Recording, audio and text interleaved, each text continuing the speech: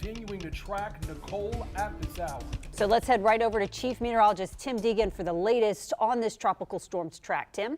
And just about ready to become a hurricane. For those of you that were with us last week, you know, we talked about that out of the large nor'easter, Nicole would probably form. It did. And then after going northeastward, would begin to make the turn back to the west and to the southwest. It has. And as it does so, then begin to intensify.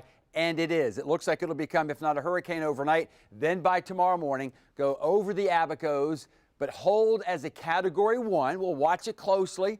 But it looks like it'll then hold as a Category 1 and make landfall south of the Cape, increasingly looking like in the Jupiter-Melbourne area, then toward Clearwater, and then weakening and accelerating as it goes to the north. However, if you haven't been with us for the last week, I don't want you to be fooled by what might look like it's going around us. As far as the overall storm, remember, Nicole is within a large nor'easter.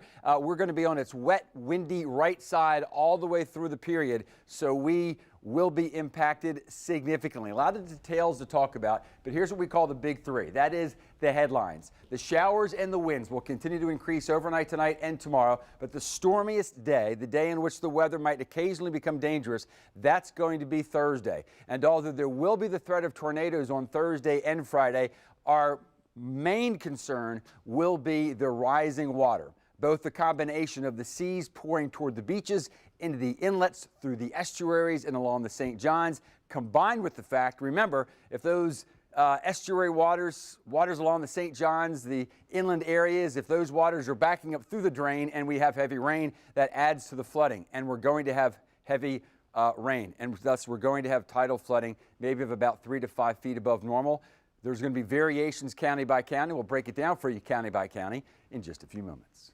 Tim, in developing at this hour, St. Johns County emergency management officials now say that they are going to be implementing a voluntary evacuation order for those who live in flood-prone areas. This is for those folks to leave their home. Again, it is a voluntary evacuation order.